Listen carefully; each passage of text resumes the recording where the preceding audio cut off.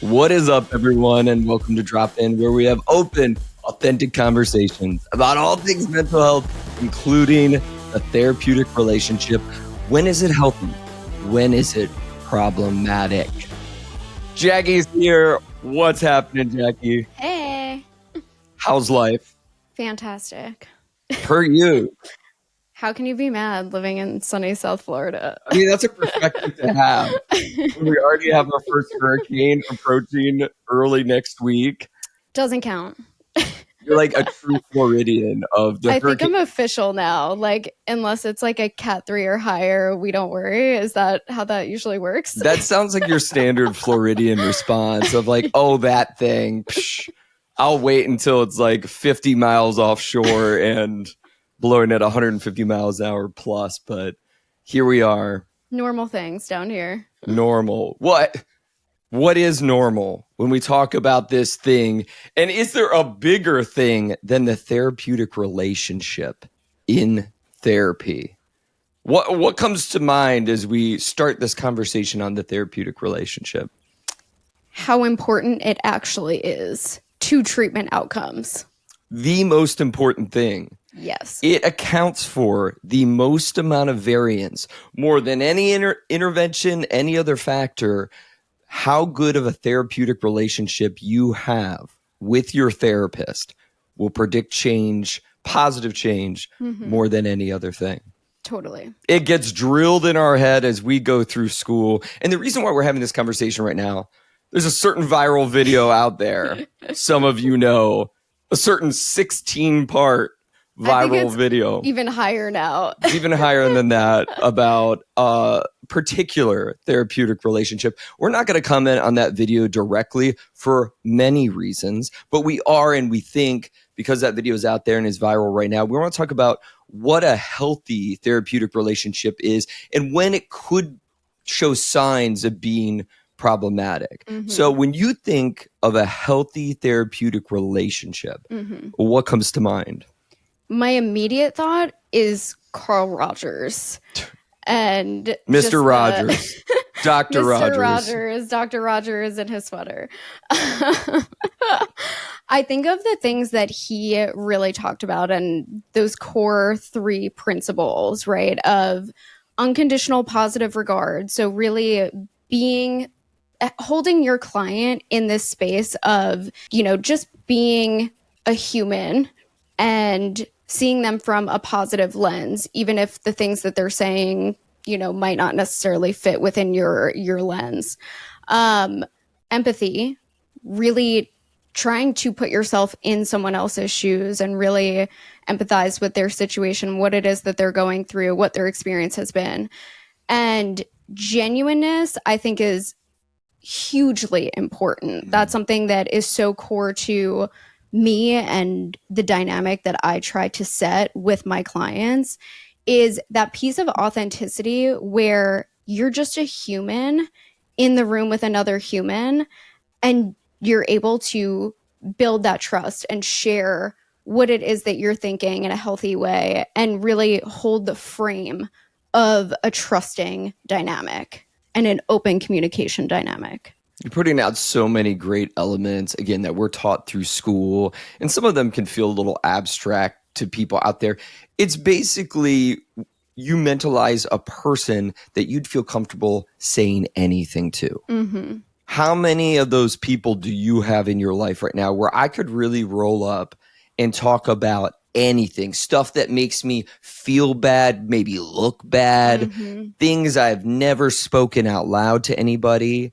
And again, the person I picture across from me in that example is somebody who's warm, somebody who can hold my truth and really try to understand it through my lens. Right. Cultural, all the factors that make Justin, and not just talk down to me or tell me like, well, you just need to focus on your sleep. Sleep is important, but not basically minimize what I'm going through, give me some like top down advice and say, good luck with that. Right. Exactly. And I think part of that bigger dynamic is building trust with another person by really creating a safe space that is non-judgmental and not overly biased like a lot of the other people in our lives, right? So we have these dynamics with even our close friends or our family that we might feel really close with, but they're not objective third parties. They're not objective. They're not. So I think that's the other big difference between having a therapeutic relationship versus having like a close support system, is that objectivity piece. We really try to hold the middle. Right. Meaning, I don't want to just tell someone what they want to hear. Yeah, screw that guy. Screw that girl. They were terrible for you. Dump them. Mm-hmm. No. Right. That's what you get from a friend. Or ChatGPT. Or ChatGPT. Wow. I didn't say that, ChatGPT. Again, don't ever come for me. But it's true. It's like we can think of people in our life where you can kind of get in the extremes of like just sort of cheerleading us no matter what we do without calling us out, or, you know, holding our patterns, or really digging in of like, is this a pattern that's familiar for you? Just kicking someone to the curb when you feel wounded or injured. Or, you know, someone who just immediately minimizes our experience. And it's just like, well, don't get emotional about it. Right. Like, just kind of suck it up. And again, I can think of plenty of people who would pour that over me, you know, growing up. But in therapy, it's more complex. And we try to hold this middle of understanding of your emotion, but also of how can we change for the better, even when change is really hard, and understand that in the vast majority of situations, we play a role in this. Right. You need trust, safety, connection in this good therapeutic relationship for that to be the case. Right. And I think that's something that we very much foster as a unit, right? So it's interesting how clients tend to find us, right? I think that's a big piece of how that relationship even starts before it actually starts, right? So whether someone is finding you through a Psych Today profile or social media, or, you know, someone by word of mouth that they trust and you were recommended from, you know, a family member, a doctor, a provider that they trust. And usually there is a certain fit that very much fosters that dynamic. So I think that's another important piece of, do I feel aligned with this person, or do I feel safe with this person, or have that buy-in with this therapist before I even actually start? It's a really good point, and often not discussed. And, you know, in some systems, you didn't get to choose your therapist.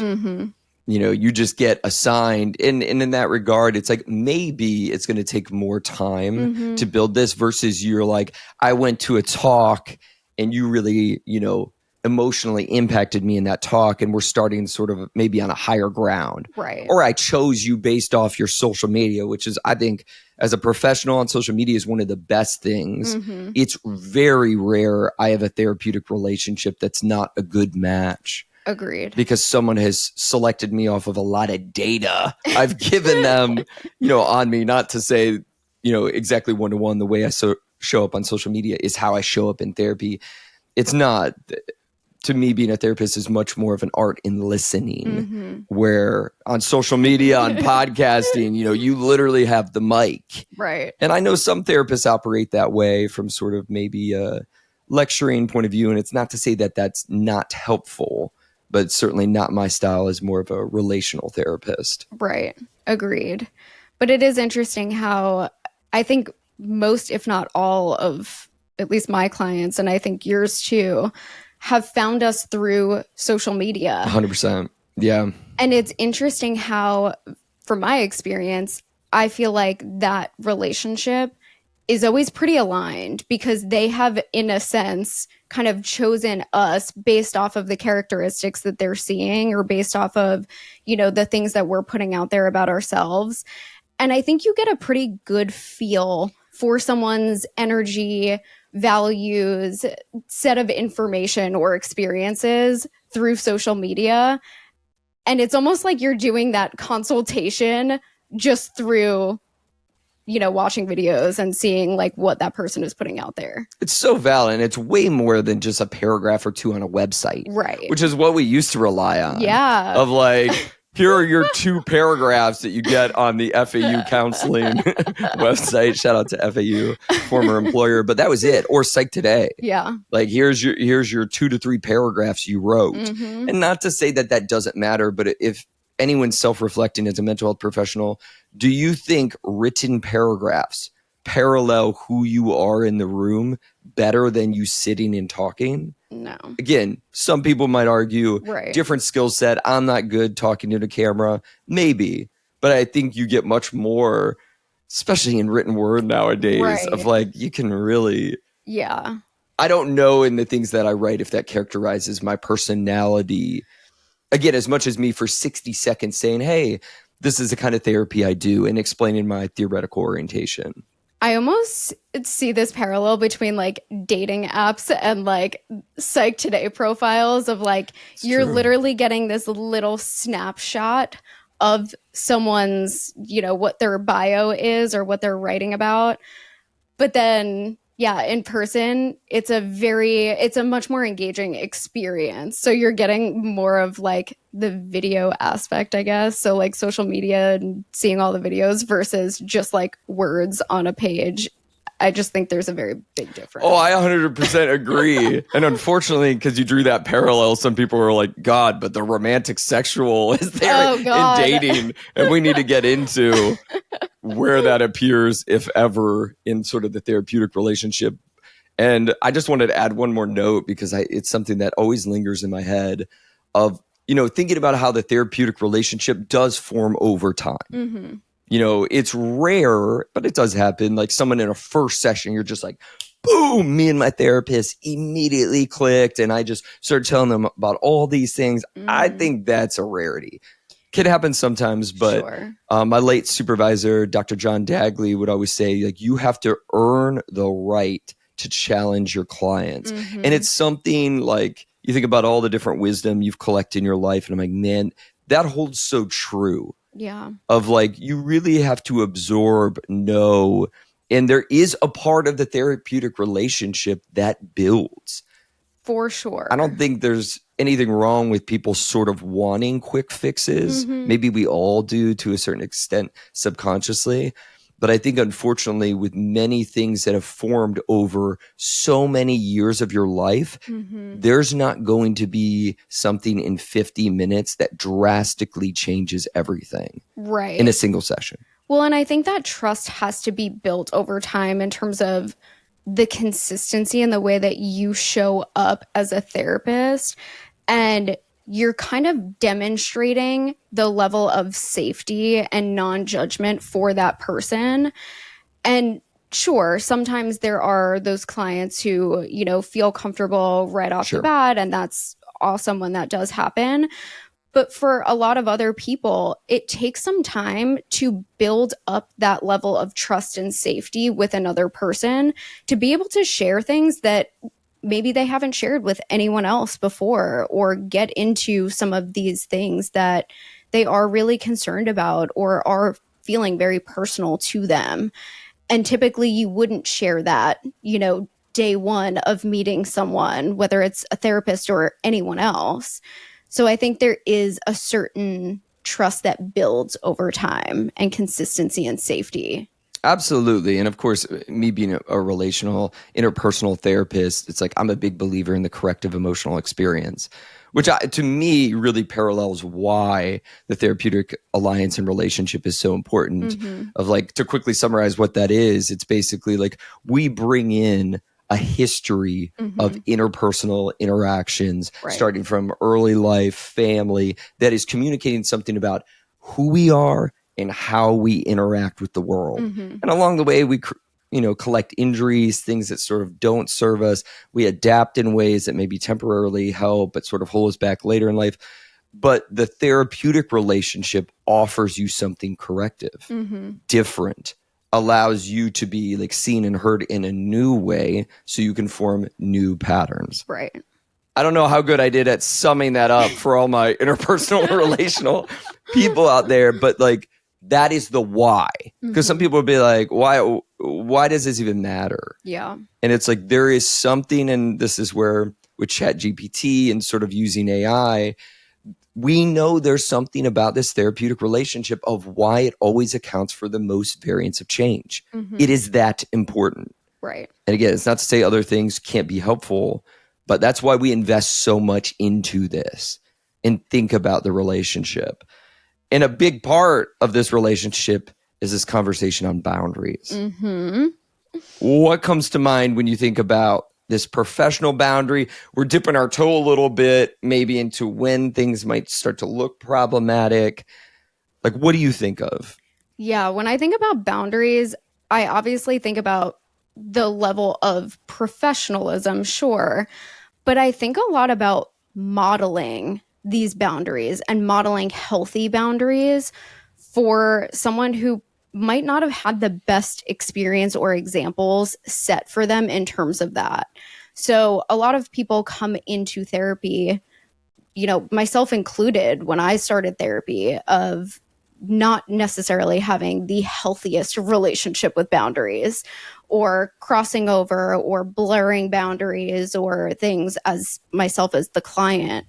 And having someone model what that can look like in a healthy way, I think really talks to your point of that corrective emotional experience and that corrective model for setting healthy boundaries. And I would say boundaries look a little bit different depending on who your therapist is or what their approach is. I would say there are some of those hard and fast boundaries, kind of like we were talking about. I think that was last week, right? When we were talking about boundaries. What do you think those are?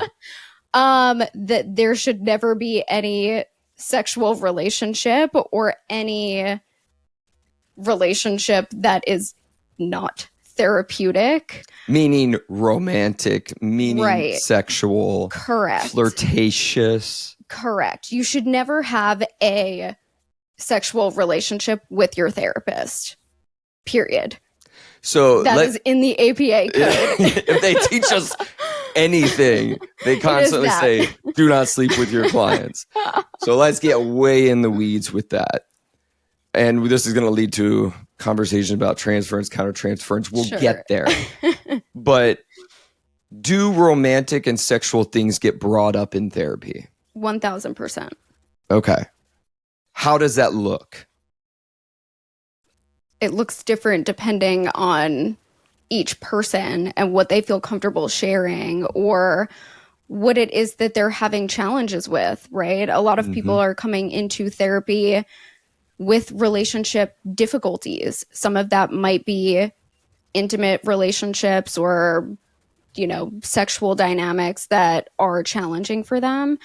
And those are all things that are very normal to discuss within therapy. I don't think there's any topic necessarily that's off limits that a client can bring up within that dynamic. I think it can become problematic if there are feelings where, a therapist is pushing you to talk about something that you don't want to talk about. That doesn't necessarily have to be sexual. But yeah, that's very normal to talk about within the therapeutic dynamic. Absolutely. All things, sex, kink, all the ways that sex is involved with this human experience. Right.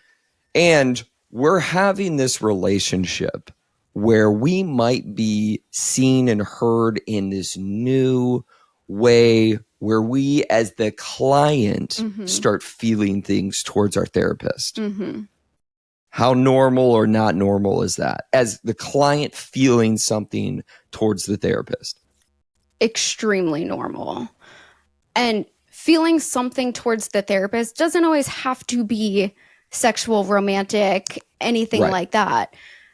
It's interesting because part of my training was very psychodynamic. My entire undergrad and master's were psychodynamically oriented. And for people who don't know what that is, a lot of that is based on attachment theory. It's based on how your earlier experiences within relationships shape your later experiences. And really the unconscious desires and how we can transfer some of those or project some of those feelings or patterns onto other people. And that's where transference, countertransference kind of comes into play, which we'll talk about later. But all that to say, it is very normal to feel things towards your therapist or have reactions or project previous feelings from other relationships onto your therapist. Very common. When that gets brought up, because it does, like I don't have a count in my head, but it's been brought up many times in therapy of I'm feeling something towards you. This is a golden opportunity into therapy to sort of get curious about that. Well, yeah, what is coming up for you? Right. You know, what is it about this space in this therapeutic relationship we formed that's bringing up these feelings for you? This is where you hear people really get to the core. This is the first time in my life somebody hasn't rejected me for talking about this. This is the first time in my life I really feel like when you look at me that you genuinely care what I have to say. And so this is when to normalize, we can't normalize enough. Things come up when you're the client. Right. The times I've heard sort of horror stories, if you will, of like the therapist dropping the client is they are not trained to understand this dynamic. And not every mental health professional is doing psychotherapy. Right. I'm not calling out any profession specifically. Some psychiatrists do psychotherapy. Not all psychiatrists do psychotherapy. Correct. They are using their vast education on psychotropic medication to get you the right medication that research has shown to be helpful. Right. That does not mean they're practicing psychotherapy. Some do. Sure. Some do not. What I've known to be true from hearing all these stories over the years is you just see the clear lack of training from some therapists when clients will share a story of like, yeah, I brought up these feelings and I was quickly referred out. Yeah. Or it felt very awkward and they sort of dropped me. Or like the boundaries came crashing down in a way that made me feel like shamed or bad. Right. These stories exist. Do I think they're the norm? I don't think they're the norm. I think most mental health professionals get great training and this gets normalized in that training of your clients will transfer all kinds of things onto you. Yes. It's not always romantic. It's not always sexual. But part of this is in the corrective experience is things coming up for the client and then here they come towards you. Sometimes it's anger. Sometimes it's bitterness, jealousy. It could be literally anything. Yeah. But this is a part in that direction, client to therapist, very much a part of therapy.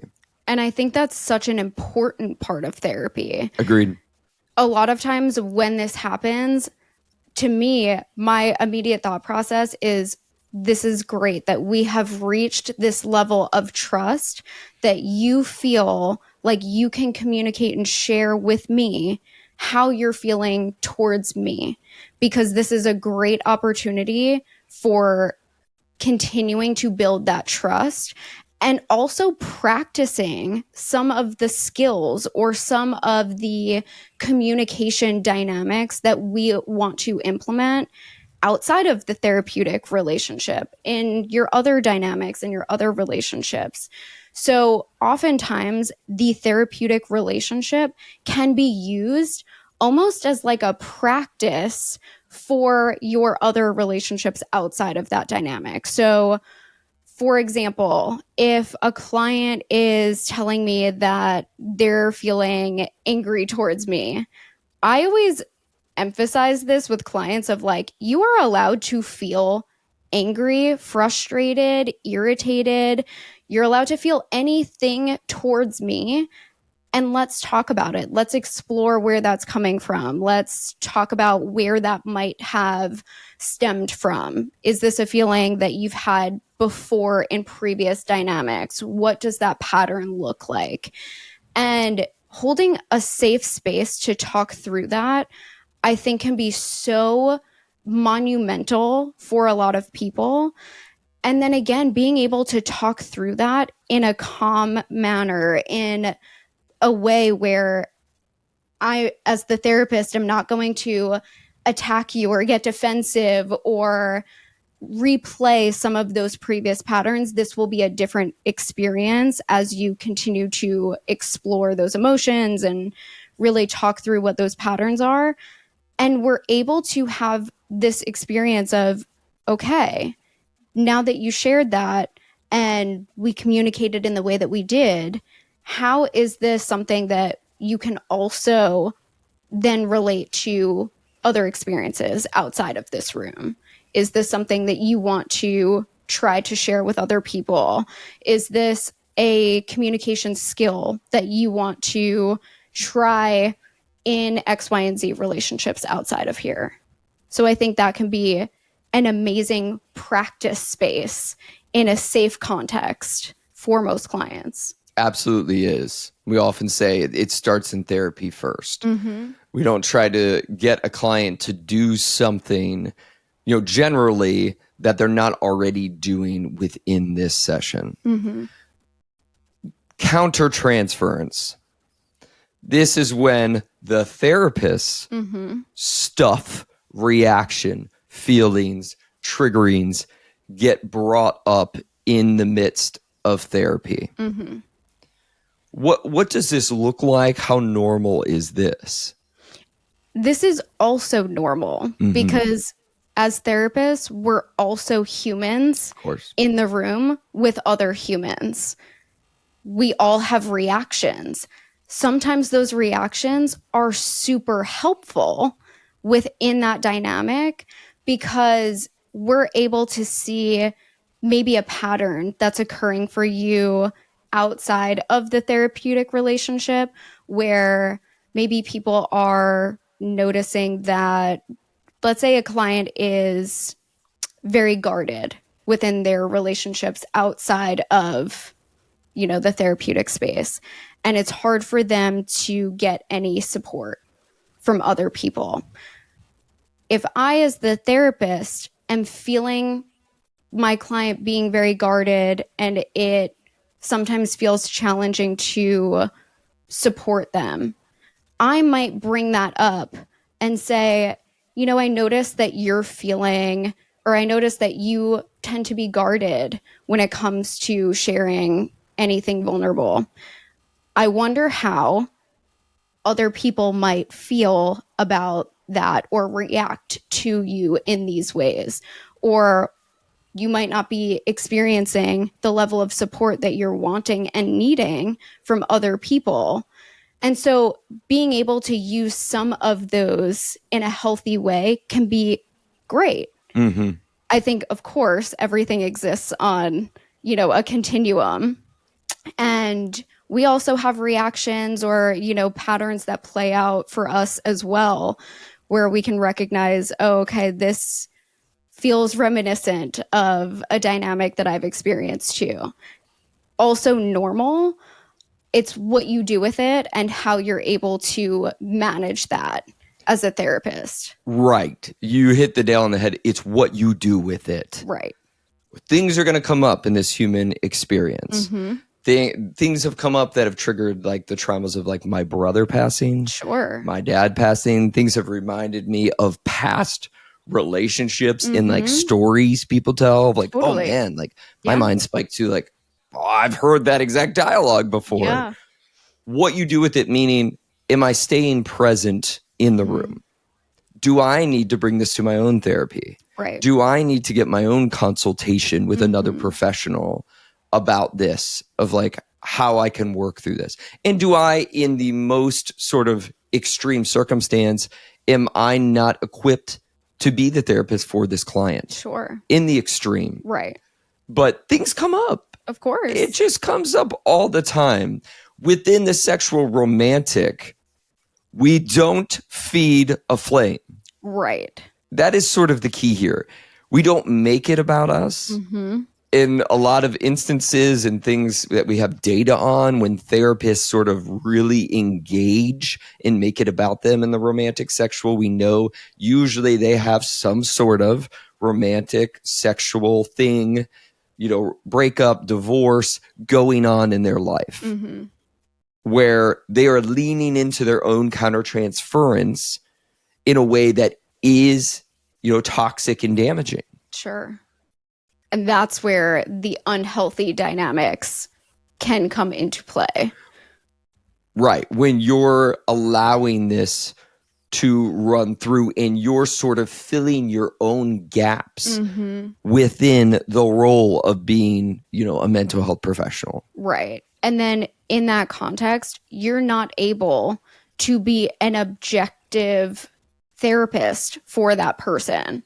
And I think that is a clear line where, yeah, that might be an example of time to refer out. Because if you're not able to hold that objective lens and you're not able to take yourself out of the equation for that person, might be a good time to start asking yourself some questions. So this brings up the topic of therapist self-disclosure. And how much is it normal, is it not? And the thing that often comes to mind for me, if we're sort of like empowering clients and clients are sort of like unsure of this, I would have you sort of reflect on when my therapist shares something about them. Does it feel relevant to me? Does it feel helpful for me? Right. Does it feel like it derails the train? Does it feel weird? Right. Does it almost feel like a boundary thing for me in some ways? Or does it feel like, it kind of helps conversation flow and, again, still feels about me? Or we never really become untethered for it's about me, my patterns, improving the goals that I showed up with. Right. And I think this is where you see some differences therapist by therapist. Of course. Based off of either their training and their theoretical orientation, the way that they conduct therapy, how comfortable they feel sharing certain aspects. Because, originally, if we go completely psychodynamic and completely psychoanalytic, you're supposed to be a blank slate, right? You are not reactive if you are strictly psychoanalytic. You don't react and you don't, use yourself at all. You are just a sounding board essentially for someone else. Very non-human. You're giving almost nothing of your humanness. Right. Exactly. So if someone has that orientation, they might have very, very strong, rigid boundaries. And that's within the context that they work. And, to each their own. Fit is a whole different thing that we could do an entire episode on.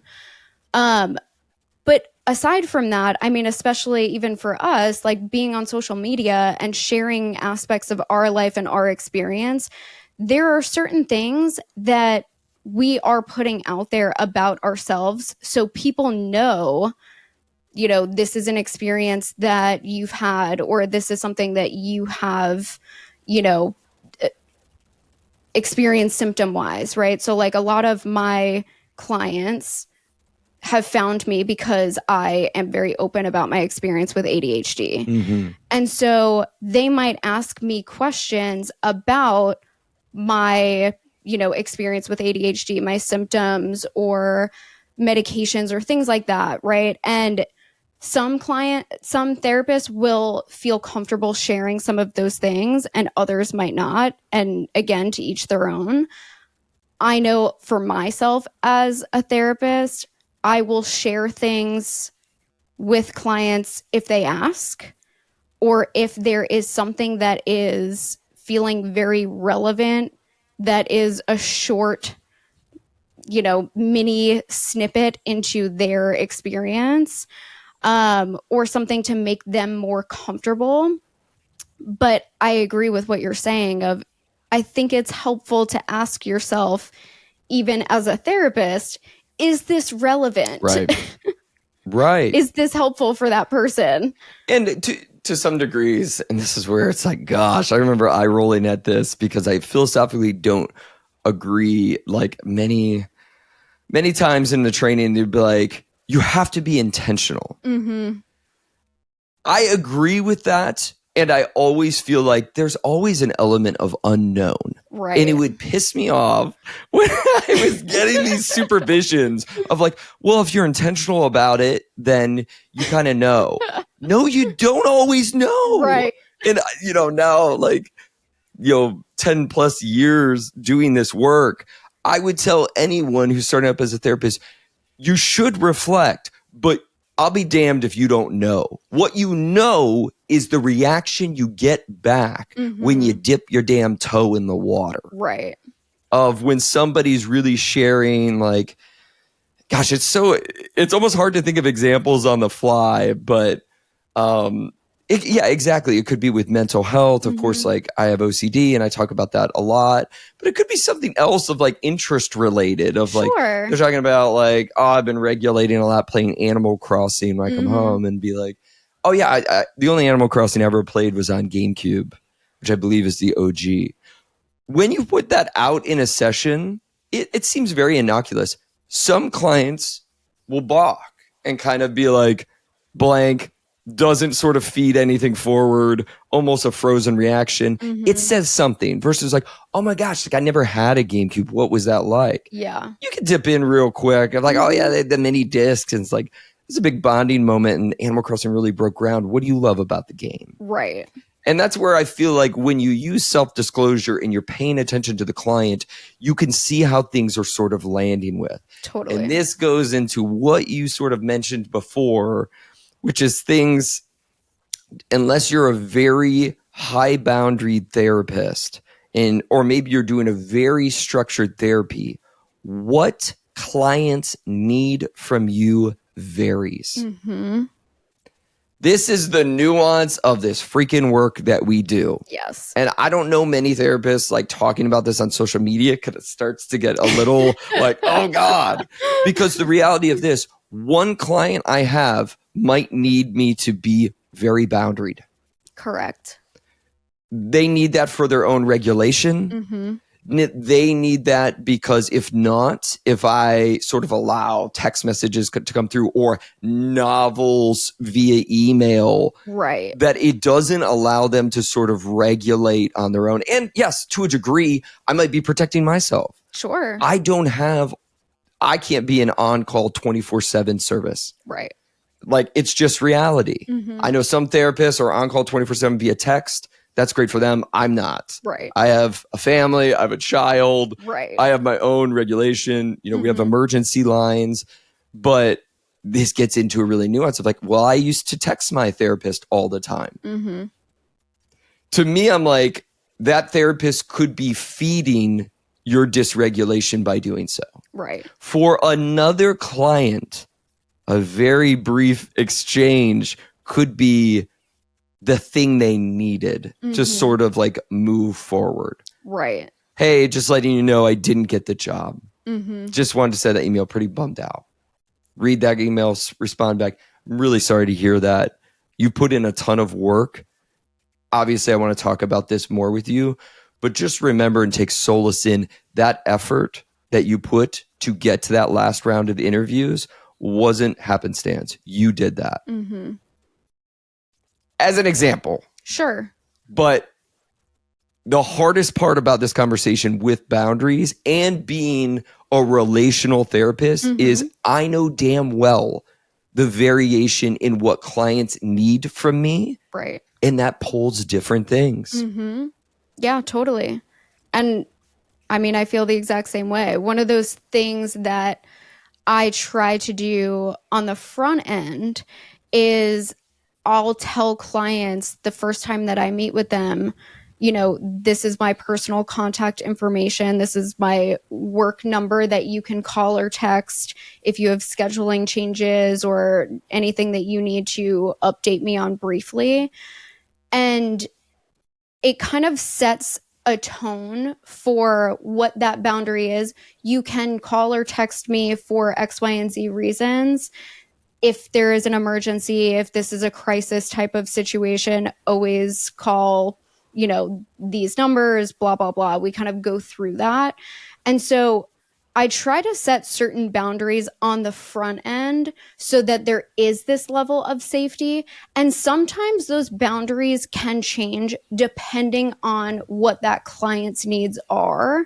And again, like you're saying, some clients need higher boundaries or more structured boundaries based off of what it is that they are coming in with, or what their history is, or what traumas they have experienced, or things that have gone on for them.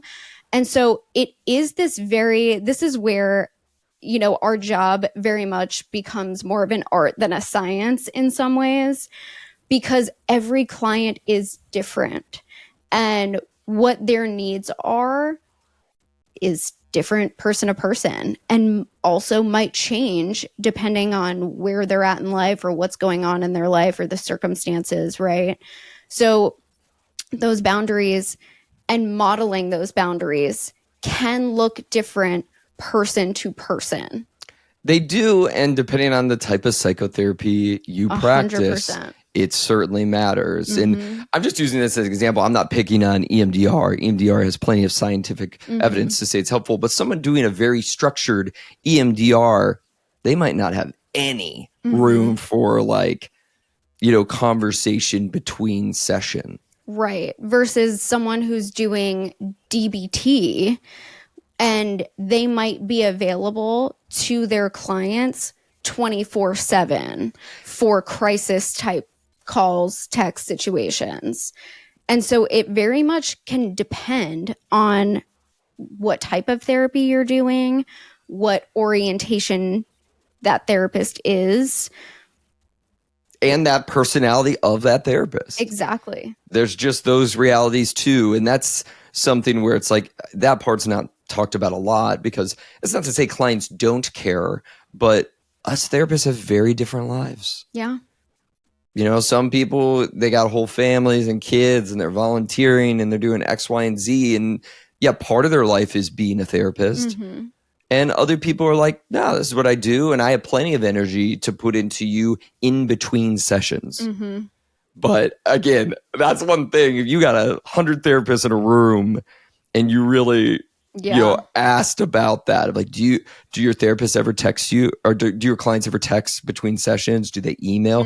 You're going to get variation. Yes. A lot of it. Yes. And some people are like, never. Don't you dare. Yeah, there are some people who are so Don't strong. you dare. 911 is the only number you call, or if you need to reschedule or cancel. Right. And then you get other people, for me looking through the lens, I'm like, you're doing 24-hour psychotherapy or trying to. Yeah. And again, I think in either extreme, there's cons. Sure. For sure. But the reason why this becomes so hard is sort of labeling something as healthy or problematic is it depends on the case. Right. With things like that. Yeah. Like if I just tell you, a therapist and client are texting throughout the week without the level of details, what is being texted, what is being talked about, what is sort of the conceptualization of this client, their problem, their difficulty. It's hard to know off face value of like, gosh, this is really, looks ethically bad, versus you're like, no, that makes sense. Right. And this is why blanket statements within this field of like, even getting into some of the ethics, besides not having sex with your client. Right. That is always the hard and fast rule. Should get to that. Yeah. But I think even in thinking about that aspect of like what you can talk about with your therapist, or if there is a sexual tension that you feel, is that something that you can bring up within your therapy sessions or bring to your therapist, the feelings that you're having? And I think that is an important thing to talk about, especially if that is something that you're feeling and you're feeling ongoing and you're feeling strongly. Yeah, you can absolutely bring that to your therapist, and should in a lot of cases. Of course. And again, you're getting two more relational therapists commenting on this. And if you had other therapists, again, you might get sort of different. But in general, I feel like I can speak on behalf of most therapists and say nothing is off limits. Right. As the client, what you can bring in therapy, I don't think there's nothing. Yeah, I don't think there's anything that's off the table. I don't believe so. I think, that, again, the only nuance is if you roll up to your therapist and you ask them a specific question about them, that's where I feel like, okay, that, depending on the therapist, they might say, that's kind of a boundary for me. I don't talk about my kid. Or they might be like, oh, yeah, my kid, they're this way, that way, or whatever. And to me, I'm like, there's no real right or wrong there, but one may feel more connecting for you and one may not. Right. It's always interesting too when, you have certain clients who will ask what your boundary is, or can I share this, or can I show you a picture of, Please. Or can I, ask you this question? And it always makes me smile when a client would ask me, like, can I show you this? Or like, can I ask you something? I'm like, yes, like, thank you for asking. And yes, you can absolutely show me a picture of your kid. You can absolutely like ask me a question, right? And it's funny thinking about like, kind of like you were saying before, like grad school, they teach you all these like very, I guess, stringent, kind of rigid ways of going about doing things, of like, if a client asks you how old you are and, the auto response is, well, I wonder why you asked that question, or well, what would it mean to you if blah blah blah? What's right? behind that What's question? Behind that? Like, why would you ask that? I'm 40, done. Period. And it's so funny because now like as a therapist who's been doing this for like 10 plus years, if somebody asks me my age, I just tell them. I'm 30 freaking 4. There you go. Like, here it is. Yeah. Like, anything else that you have questions about? Like, does that matter? What does that mean? But it's just so funny how as you're being taught, and I understand why this is. Well, why is it? Let's go to that. Why? Okay. Why is that they teach you a very stringent typically in school? Why is it so strict and stringent? Well, part of that is because they don't want people having sex with their clients, and that is a hard and fast boundary, right? So there are certain ethics codes that we need to abide by. But I think it's much easier to learn things from a more structured, rigid, manualized kind of lens, and then be able to add your own personal touches of nuance to that, as opposed to, we're just going to teach you like these loosey-goosey kind of ways of doing things, and then that could be misinterpreted and applied incorrectly or in a way that is not ethical. I agree with you 100%. And this is a big and. The level of social emotional intelligence across therapists varies. Yes. Come at me if you want to come at me. Go for it. I don't care. Reflect on every therapist you went to school with. All of them. It varies. Yes. That's my argument for we need to be. I agree with you. I still agree with you. Yeah. Of like, people have concepts of what it's like to be a friend. People have concepts of what it's like to be, in a mother-daughter relationship or a cousin or all these things. But I think you have to learn structure. Yeah. But I also think you have to learn and get into the weeds for some people with maybe not the highest social emotional intelligence of when self-disclosure is sort of called for and when it's not, how it could be helpful, how it could hinder. And I think training programs are having these conversations more. The assumption is you'll know because you're this highly, social, emotional, intelligent being. That's why you're a therapist. What an assumption. I think therapists come with a variety of strengths. Yes. That's the hill I'd die on. Some are very cognitive. Some are so intellectually intelligent. I've met some of the most intelligent people in this freaking field. I'm not one of them. I don't know how I get by some days. I have to read a lot of shit. Like, I'm not the brightest bulb, but I do have confidence in social nuance and really listening and hearing people. And I'm not even saying I'm the most, socially emotional intelligent person, but do I think it's my particular strength within me? Yes, I do. Yeah. Like, I can understand nuance and the way someone responds to when I throw the rock in their lake. I can adapt to how that comes. Right. And yet I've seen many times with other people, they have a hard time reading the reaction, right, getting in that nuance and sort of pivoting from there. Yeah, no, I totally agree. And I think that's where you hear some of those horror stories, right? Of like, yeah, things just did not go well, or I didn't connect with that person for all of these reasons. Which again, there's room for all people. Like, we're certainly not saying that. Again, there's room for all people within this mental health profession. I believe that. Sure. But I also think in training, there's a lot of assuming that goes on with sort of universal strengths that I don't believe. And there are things that you just can't teach. And part of that is personality and kind of that emotional intelligence you can move the needle on for sure. But yeah, it's not one of those things that you can necessarily teach the specific nuances. So true. Guess what time it is? Ooh. The first ever in the drop in with the Dr. J's listener questions. I'm pumped. Yeah, I threw this in my story last night. We record on Tuesday mornings. And we usually release the new episodes Sunday night, Monday morning, depending on how good I can edit, how fast I can edit. But I just threw this in my stories. I thought we'd get like 4 or 5 questions. I just checked. We're over 60 questions. Wow. You guys are awesome. We so appreciate. I was blown away. Like, before I went to bed, I was like, yo, we're already over 30 very nuanced, intelligent questions. We read them all. Yeah.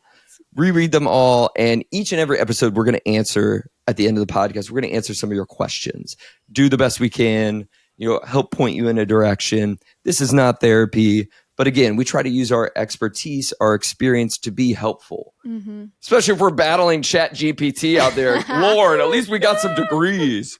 But we really, really appreciate it. Of course, if we don't get to your question, which is probable, we hope that you submit again. And we do often try to find questions that sort of match the overall episode, theme or conversation. Hey, Lindsay from Georgia. First question here. Oh, I love this question. I'm a female with a male therapist. I will start by saying he is incredible and we have a wonderful relationship. I trust him implicitly and we generally vibe well, but sometimes it feels weird being a female with female issues, hormones, perimenopause, sex, bringing this up to a man, even though my rational brain knows that he is there for anything and everything I want to tell him. Do you have any recommendations for how to have those awkward conversations with a therapist of the opposite sex? And also, do you feel weird or uncomfortable when women talk about problems with periods and hormones? That's a really good question. Incredible question. I love this question. So take a crack at it first, and maybe from the opposite lens. The answer to that is no. It is not weird at all. I have had a lot of those conversations with male clients. I can understand why that would feel uncomfortable to bring up, or like that person might not be able to relate to or understand fully those, things that you're experiencing or going through. but you are absolutely allowed to bring those things up, especially because they do impact mental health a ton, right? When it comes to hormones, when it comes to, sexual challenges and relationship difficulties, those are things that are really important and are probably impacting you in some way, or impacting your mental health in some way, or having some role. So those are things that are absolutely very normal to talk about. I understand why it could be uncomfortable. And sometimes it's helpful to name that if and when you do bring that up and you're saying, I feel like this might be a little bit uncomfortable, or like I feel a little bit uncomfortable bringing this up, but I really wanted to talk about X, Y, or Z challenges that I'm experiencing. Or do you know anything about this aspect? Because hormones, especially, impact mental health and symptoms and can play a role in what that looks like, whether it's part of your cycle, whether it's menopause, perimenopause, all of those different things. So yes, very important to be able to bring that up, and however you bring it up is perfectly okay. So relevant, so important to answer as a male therapist who has mostly women clients. It is such a big part of your overall well-being, and it's brought up constantly. Things sexual in nature, things related to periods, it's expected. Yeah. That's truly my grounded, like, oh, we're going to talk about it eventually and at some point.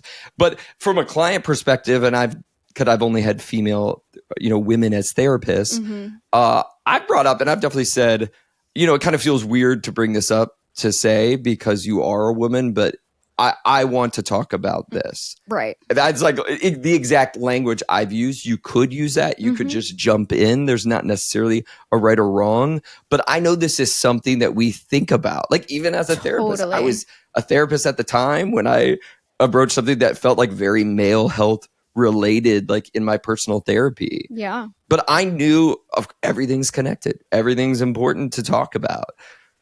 Absolutely. But a great question. Love that. So question. Important. And I think the beauty of is it in broaching it, it will highlight your therapeutic relationship. And that's the cool part of like, they have the opportunity to sort of like normalize, encourage, and come alongside. And you're sort of like re-highlighting how good of a therapeutic relationship we have when you lean into things that might feel a little uncomfortable. Yeah. Lexi from Minnesota. Another great question. Is it ever okay to be friends with your therapist? Like, what if after you end therapy, you become a therapist yourself? Would it be okay to have somewhat of a friendship then? That's a good question. We have this like famous sort of like 2-year rule in APA with sort of a lot of things. Right. Where it's like, if you're going to have a relationship, and maybe sexual, maybe not sexual, maybe friendship, maybe not, but something that is sort of not a boundary therapeutic relationship, has to be a minimum of like 2 years. And again, correct me if I'm wrong, I believe this applies to friendships. I from my understanding, I agree. Maybe Yeah. According to APA, any dynamic that you have that is non-therapeutic has to be, outside of that 2-year termination window. But there are also other factors that need to be kind of considered. And part of that is there any dynamic where, this could be influenced by the therapeutic dynamic that you've had, or the relationship that you had, or is this coercive in any way? Or I think my rule of thumb is usually I would love to be friends with a lot of my clients because I just think my clients are cool as shit, but for lack of a better term. But for me, I will never go down that road of, I'm going to be hanging out with clients after we terminate, or have a dynamic like that after termination, because for me, it's just, there could be other factors that, feel just like there's some kind of power differential or these are the things you have to consider. feeling. Yeah. These are the things that you have to like process. And the burden of sort of proof in all these situations, if there was ever an ethical complaint, is on the therapist to prove there wasn't sort of this power differential. It wasn't coercive, you know, all these things, which is why a lot of therapists will really shy away from it. But also, you know, terminations happen in a period of time, but are they forever? You know, if you're like us and you're in private practice, you don't know if a termination is a month, a week, 1 year, 4 years. So there's sort of this like preservation of the therapeutic relationship. Right. But do these things happen? They do happen. Sure. In the exact instance you sort of named, I know they have. Yeah. I used to be a client of so-and-so. I became a therapist. Now we're colleagues. We work together. We're friends. Yeah. That has happened. I have a few examples in my mind. Yeah. So it's not to say that every time this happens, like it's bad, it's coercive. It can never happen. But why mental health professionals lean away or so cautious is because we have the burden of proof and have to prove that this wasn't sort of a negative, you know, me abusing power as a therapist thing that could be really harmful for you. Right. And I think there are a lot of situations that I've heard about, again, in like the horror story side of things, where after, I guess, terminating with a client, a therapist will like either reach out to them or like friend them on social media or something like that. And I think a lot of times the client or previous client feels uncomfortable, and I would understand why. So for me, that's never something that I would, breach that boundary. I'm always going to hold myself as the therapist in that dynamic. And it's hard to then, from my lens, see that person as a friend or in a completely different lens than my previous client. Totally. So. I think it's sort of a ground that most therapists fall into that feels like okay or normative is like when you get the updates. You get the email update. Love those. Been living in Prague. It's great. Here are the pictures. You know, just got married. Would you believe it? After all the things I've been through and ups and it's amazing. Those are my favorites. The best. Like after termination, when people update you or they'll check in, I will say, as someone who has been doing this for over 10 years, I still think about my clients that I saw like my first year doing therapy. And I'm like, God, I wonder where so-and-so is or like what they're up to. And like, I hope this person's doing well. I hope they're thriving in X, Y, and Z career that they were doing. But am I going to friend them or like search them or seek them out? No. That's a personal boundary for me that I don't do that. But I was cringing over here because I just think about the early clients I have. I'm like, maybe clients you see in that first year should get like a 10-year card of like, you give them this 10-year card of like, in 10 years, I'll give you 10 free therapy sessions. Right. You get 10 free therapy sessions with me to make up for me, allowing me to figure this out with you. Right. Oh, that's so funny. That needs to be a new thing. Everyone the first year gets 10 free sessions when you hit 10 years of experience and then can circle back. I'm kidding, but maybe not. I'm going to get an email after this and be like, hey. Circling back. Back in 2011. Gosh. All right, we got time for one more. Jay from Atlanta. You gave us a bit of a story here. And hey, we appreciate when you share something nuanced. Here we go. Therapist who ghost. Ooh, great headline. Jay was seeing my therapist for 2 times a month, online only, and had to move a session. Let her know in advance. We agree on the next date a month out. Cool.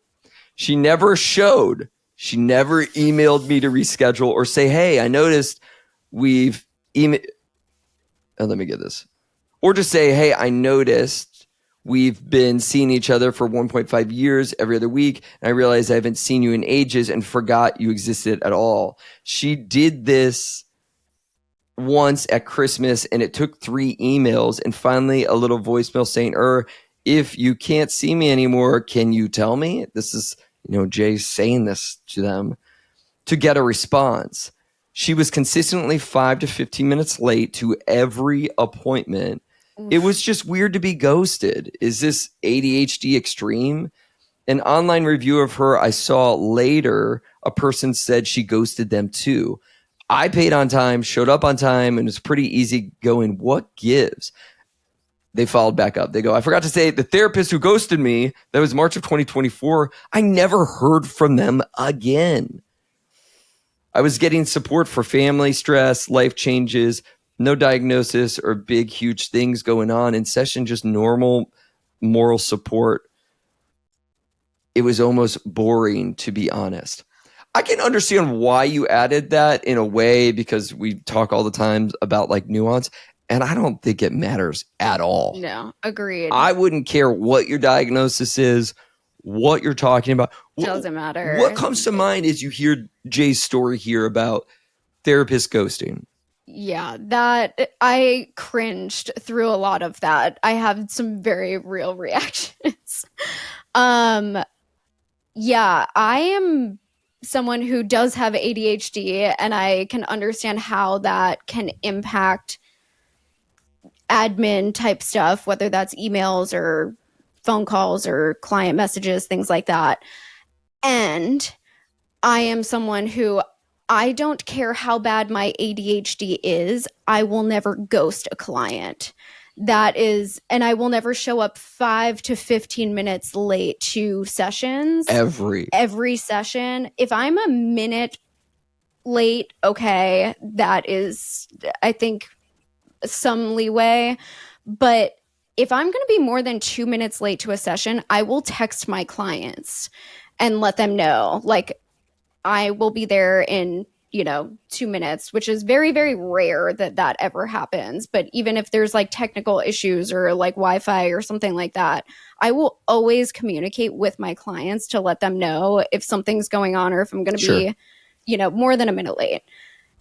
If your therapist is not responding to your messages, emails, or doesn't show up for sessions, that's a pretty big red flag in my book. And I'll hold a frame.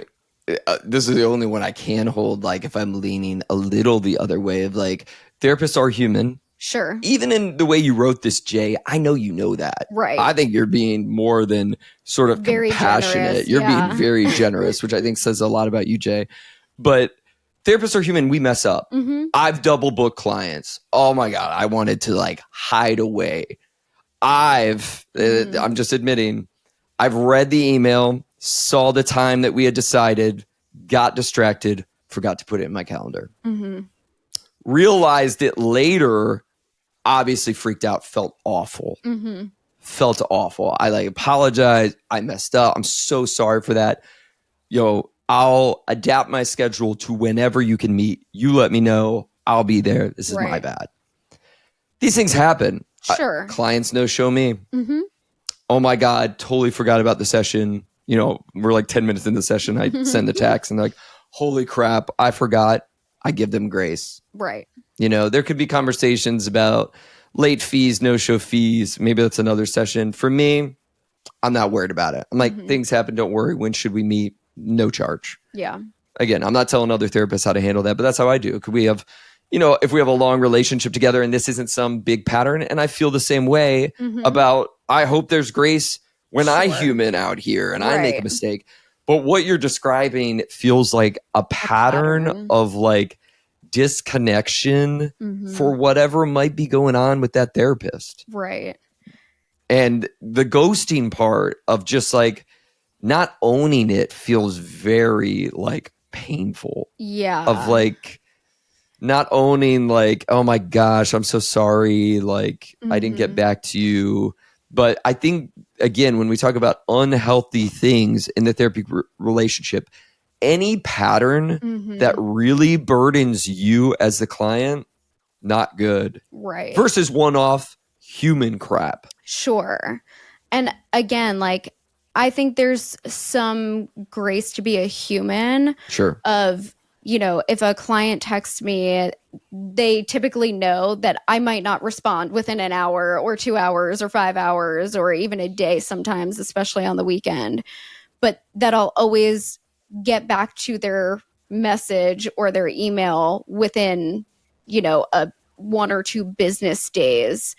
So there's a certain expectation or even directly spoken boundary when it comes to, or expectation management when it comes to, okay, if I didn't see your message, text me again or something, because that's, I don't know. I'm someone I try to be very on top of that kind of communication, probably because I'm trying to overcompensate for my ADHD sometimes.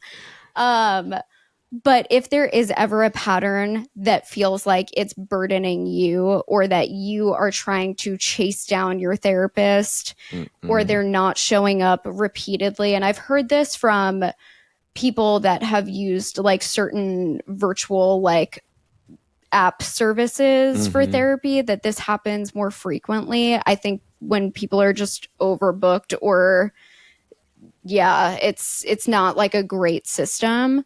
But you should never feel burdened repeatedly by their pattern of, No, and this is where it's like, is there repair? Right. That's the question to ask yourself. And definitely in your story, Jay, like, where's the repair? Right. Like, you were doing all the heavy lifting. Yeah. Like, again, it's different when our therapist calls us, you get the message like, I am so sorry this happened, or I made a mistake. And it feels genuine of like, they're owning it.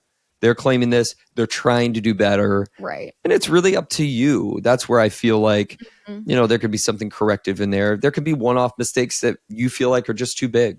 Sure. And you're going to keep it moving. It's your mental health.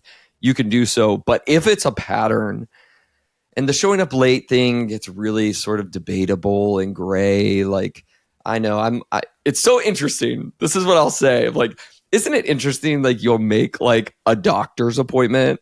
It's an 8 a.m. appointment. Yeah. Sometimes they're not calling you back till 8:40. Yeah. And you just sat there. You're like, why did I have an 8 a.m. appointment? And I'm not walking back here until 30 or 40 minutes later.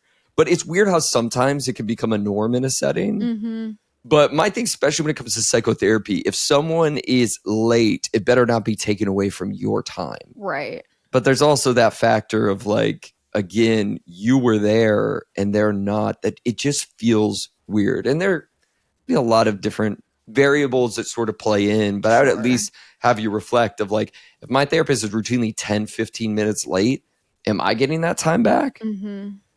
Is there communication? Is there just an ignoring of that every time?